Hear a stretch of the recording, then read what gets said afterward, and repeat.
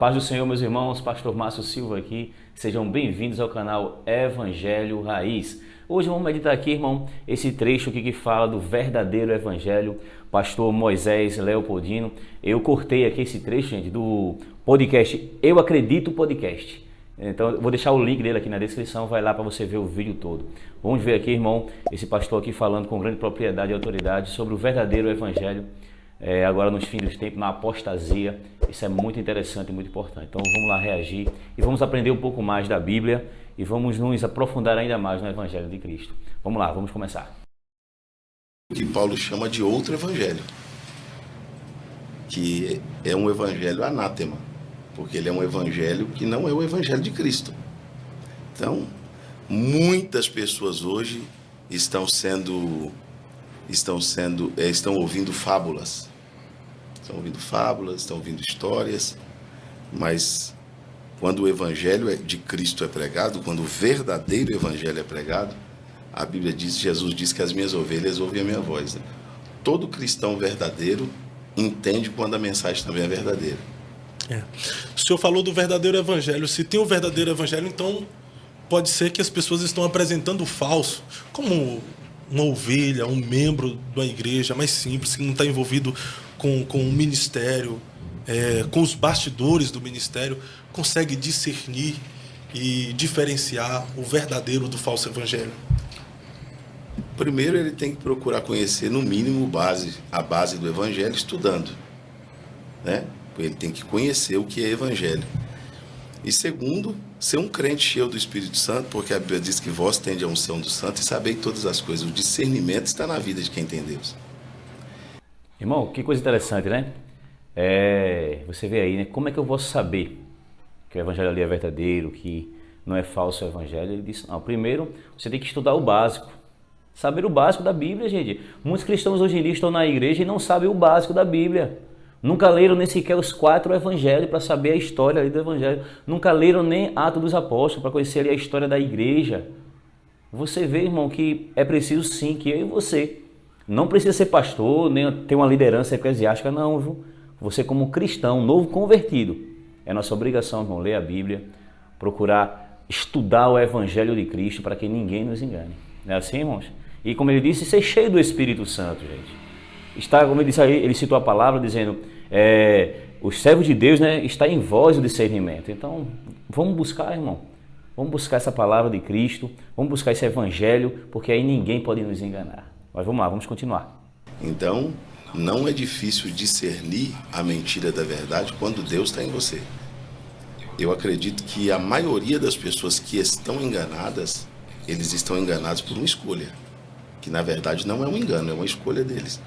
A Bíblia diz que nos últimos dias as pessoas recusariam ouvir a verdade, voltariam-se às fábulas e se cercariam de mestres segundo a cobiça dos seus próprios corações. Então a maioria das pessoas não estão enganadas, elas realmente encontraram o que elas queriam. E tem outro detalhe, né, pastor Moisés? Estão ouvindo. Oséias 4,6, né? Meu povo tem sido destruído por falta de conhecimento. Não tem buscado conhecimento. E existe uma geração que não quer mais a verdade. E quem não quer mais a verdade vai atrás de quê? Da mentira. Da mentira. Que alimenta, né? Se eu não aceito ouvir a verdade, óbvio que eu vou aceitar ouvir a mentira. É uma fábula. Eu vou me cercar de mestres segundo a cobiça do meu próprio coração. Então eu não estou sendo enganado. Porque a verdade veio até mim, mas eu a recusei. Você vê aí, irmão, ele está citando a palavra do Senhor, né? Dizendo, olha, muitos pegam por entendimento. E é verdade, irmãos. A maioria das pessoas hoje em dia estão sendo enganadas por falta de entendimento. Não buscam o entendimento bíblico. Estão ali atrás das fábulas, daquelas fantasias que ouviu no púlpito da igreja, infelizmente, mas na fábula e na fantasia da religião, porque o evangelho é libertador e ele nos orienta, né, irmãos? Vamos lá. Seria esse tempo que a gente está vivendo de comichões nos ouvidos? Isso aí. Diante da verdade? Isso aí. Seria também o tempo em que Jesus apontou que por se praticar a iniquidade, o amor de muitos se esfriaria? E quando Jesus fala dali do amor, também está falando do primeiro amor, está falando da fé. Entra dentro da apostasia, né? Paulo falou muito sobre isso. Paulo a Timóteo, Paulo a Tito também, mas a Timóteo principalmente, Paulo falou muito sobre esse tempo. Mas ele disse a Timóteo, ser sóbrio e sofre as aflições de um evangelista. Então, ou seja, eu não posso me dobrar porque o tempo mudou, porque a geração mudou, porque o tempo evoluiu. Eu não posso mudar por quê? Porque o evangelho não mudou. O evangelho não mudou, o evangelho de Cristo é o mesmo. O evangelho de Cristo nunca vai mudar. Então, eu não posso mudar a mensagem mediante a época. Isso não existe. Então a gente vai ter que trocar de Bíblia a cada 10 anos? Não dá. A gente vai trocar de Bíblia a cada 15 anos, a cada 20 anos? Não.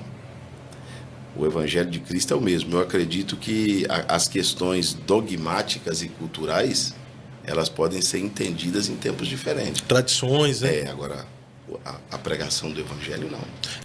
Isso é bem interessante, irmão, porque ele falou aqui dizendo que não, o Evangelho não muda. As pessoas querem adaptar a Bíblia a eles, ao tempo deles. Como ele falou aqui, e aí, vai atualizar a Bíblia de 10 em 10 anos, de 15 em 15 anos, para se adaptar ao povo. E na verdade, irmão, o Evangelho, ele nos transforma.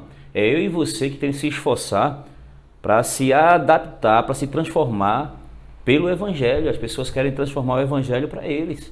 E não é assim, irmão. Não é o inverso. O Evangelho de Cristo, e como ele disse, não mudou. Os princípios de Cristo são os mesmos. Como o Senhor disse, olha, passaram céu e terra, mas minhas palavras não hão de passar. Porque os princípios do Senhor, os princípios do Evangelho não mudam, irmão, são os mesmos. Mas tem alguns próprios líderes aí que eles já estão falando de reescrever a Bíblia, O filho pródigo, né? não saiu de casa? Sim. Não saiu? Saiu. O pai proibiu? Não. Não. Porque na casa do pai tem leis, estatutos, princípios, preceitos. O pai quer perder um filho? Não. Mas entre perder um filho e mudar a lei, ele vai perder o filho. Deus não vai mudar a Bíblia para ninguém ficar na igreja. Uau. Deus não vai mudar o Evangelho para um grupo se sentir incluído, para o grupo A, B ou C se sentir incluído. Não, Deus não vai retirar da Bíblia o que ele colocou na sua palavra, na sua doutrina, nos seus preceitos. Ele não vai retirar aquilo para um grupo se sentir acolhido. Deus não vai fazer isso. Deus não quer perder ninguém. Deus ama todos. Todos, literalmente todos. Mas quem ficar no Evangelho, Paulo disse que quando aceitamos o Evangelho, aceitamos a forma que o Evangelho foi imposta sobre nós. Uma vez que eu aceitei o Evangelho, eu tenho que entender que no Evangelho tem princípios, tem doutrinas, tem mandamentos, tem proibições.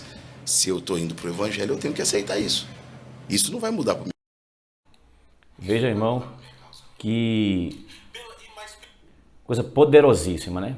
Veja aí, irmão, esse o filho pródigo foi embora, o pai impediu, não. O pai quer perder o filho? Não, mas ele não mudou a lei da casa para que o filho ficasse. De maneira nenhuma, ele quer ir embora, vá.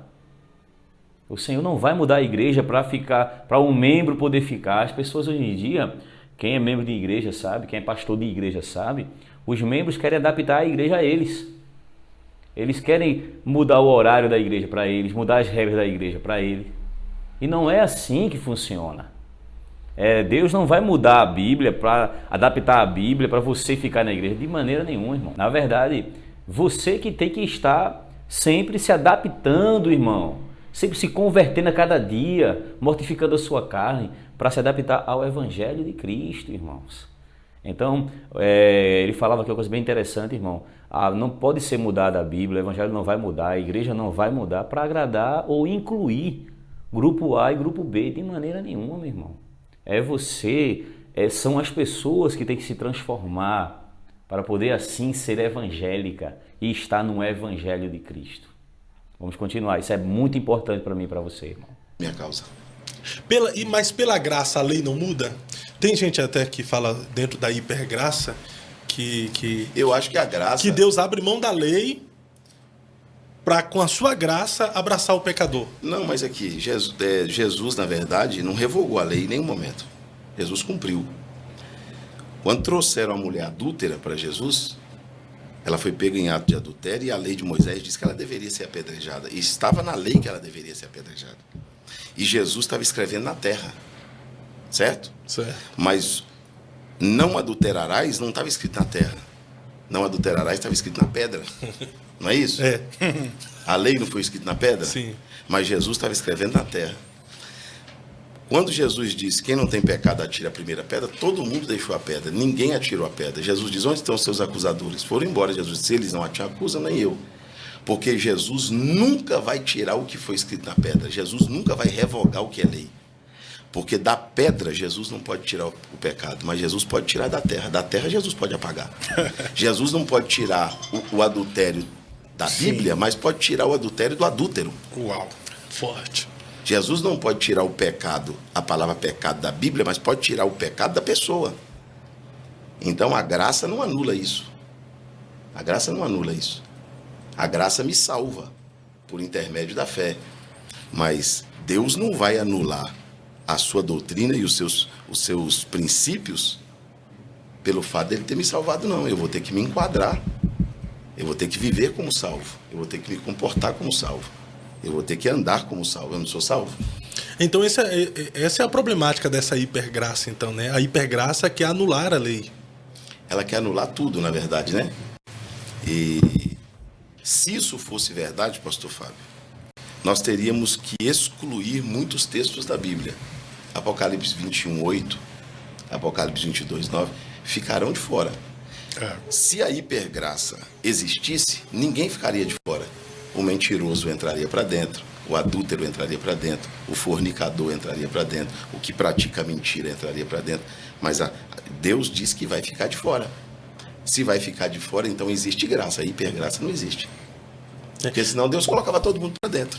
E graça não é legalidade para pecar, né? Exatamente. Graça é força que ajuda a vencer o pecado. Exatamente. Irmão, veja aí.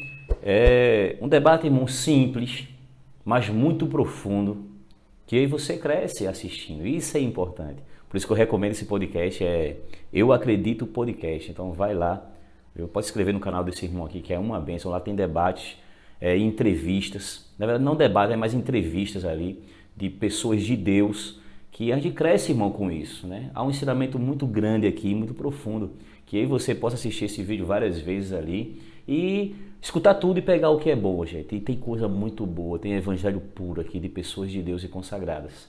Então, esse foi mais um vídeo aqui. Se você não é inscrito, se inscreve no canal, dá uma força aqui no canal, comenta aqui uma boa passagem bíblica ou um tema que você quer que eu traga aqui e reaja a algum vídeo. Eu, com alegria, farei isso para a gente crescer junto na caminhada espiritual. Amém, meus irmãos? Fiquem na paz e até o próximo vídeo, em nome de Jesus.